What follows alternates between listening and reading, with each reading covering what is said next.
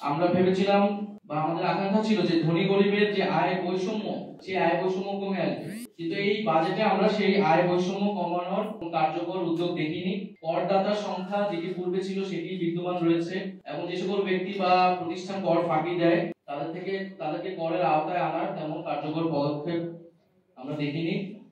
এর ফলে নিম্নবিত্ত এবং মধ্যবিত্তের উপর যে চাপ ছিল, করের চাপ, সেটি কিন্তু অব্যাহত থাকবে। কিছু পণ্যের, নিত্য প্রয়োজনীয় পণ্যের কর কমানো হলেও আমাদের কিন্তু তাদের উপর যেই চাপ, সেই চাপ কিন্তু গুণগতভাবে আসলে কমবে না। দ্বিতীয়ত আমরা বলছি যে এই জুলাই গণঅভ্যুত্থান শুরু হয়েছিল বেকার সমস্যা থেকে, কর্মসংস্থানের আন্দোলন থেকে কিন্তু এই গণঅভ্যুত্থানের সূত্রপাত। ফলে তরুণদের ব্যাপকভাবে প্রত্যাশা ছিল যে আমাদের যে বেকার সমস্যার সমাধান এবং কর্মসংস্থান বৃদ্ধির জন্য উদ্যোগ থাকবে, কিন্তু আমরা সেটি দেখতে পাইনি। গত এক বছরে 26 লক্ষ বেকার বৃদ্ধি হয়েছে, কিন্তু কর্মসংস্থান বৃদ্ধির জন্য যে বিনিয়োগ বাড়ানোর প্রয়োজন ছিল সেটি সেই ধরনের নীতি গ্রহণ করা হয়নি, বরং ব্যাংকের উপর যে নির্ভরশীলতা সেটি অব্যাহত রয়েছে, আগের আমলের মতো ধারাবাহিকতা রয়েছে। ফলে এই বাজেট থেকে বা এই অর্থনৈতিক পলিসি থেকে আসলে যে কর্মসংস্থান বৃদ্ধি হবে বা বেকার সমস্যা নিরসন হবে কার্যকরভাবে, সেটা আমরা মনে করছি না। শিক্ষা, স্বাস্থ্য এবং বিজ্ঞান প্রযুক্তি খাতে তেমন নতুনত্ব নেই, বরং শিক্ষায় ন্যূনতম 2% বরাদ্দ থাকাটা আমরা উচিত বলে মনে করছি এই সময়, সেটা 1.7% হয়েছে। একইভাবে স্বাস্থ্য বা অন্যান্য খাতেও সেই বরাদ্দ বৃদ্ধি হয়নি।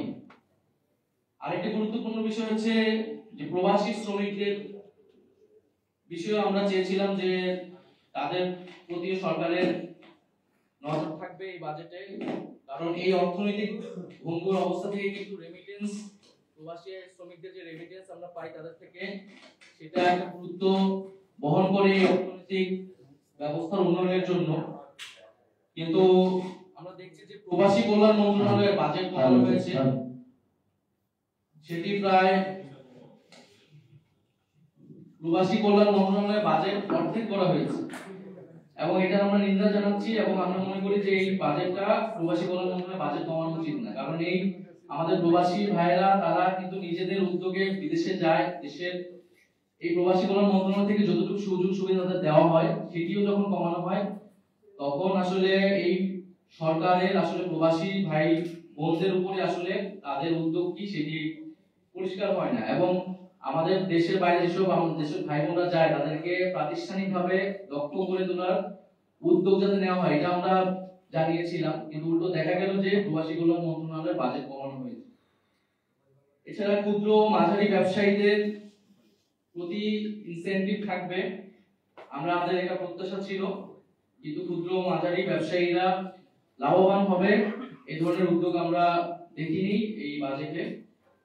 আরেকটি বিষয় হচ্ছে ই কমার্স বা ডিজিটাল ট্রানজাকশনের ক্ষেত্রে ট্যাক্স বৃদ্ধি করা হয়েছে, যেটা 5% ছিল 5 থেকে এখন 15% করা হয়েছে, যেটা আমরা মনে করি যে আমাদের যে ডিজিটাল ইকোনমি সেই ইকোনমি ক্ষেত্রে সেটার প্রভাব তৈরি হবে, একটা নেতিবাচক প্রভাব তৈরি হবে।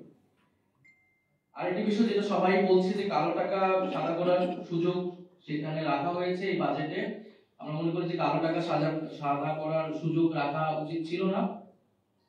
এবং এটা তো একটা রেজিম চেঞ্জ হয়েছে, রেজিম চেঞ্জের পরে আসলে এই ইনসেনটিভ দিয়েও আসলে কালো টাকা যে সাদা করা খুব সম্ভব হবে সেটিও না, তাই এই জিনিসটা কালো টাকা সাদা করার সুযোগটা আসলে বন্ধ করা উচিত। আর সর্বোপরি যে জুলাই আহত শহীদ পরিবার এবং আহতদের জন্য 405 কোটি টাকা বরাদ্দ করা হয়েছে, আমরা এটাকে সাধুবাদ জানাই, কিন্তু আমরা বলবো যে এই টাকাটা যাতে যথাযথভাবে খরচ করা হয় এবং তাদের যে যথাযথ পুনর্বাসনের কথা আমরা বলতেছি সেই পরিকল্পনা মাফিক যাতে এই টাকাটা খরচ করা হয়, এবং তাদের প্রতি যে প্রতিশ্রুতি দেওয়া হয়েছিল সেই প্রতিশ্রুতিগুলো যাতে দ্রুত সময়ের মধ্যেই পালন করা হয়।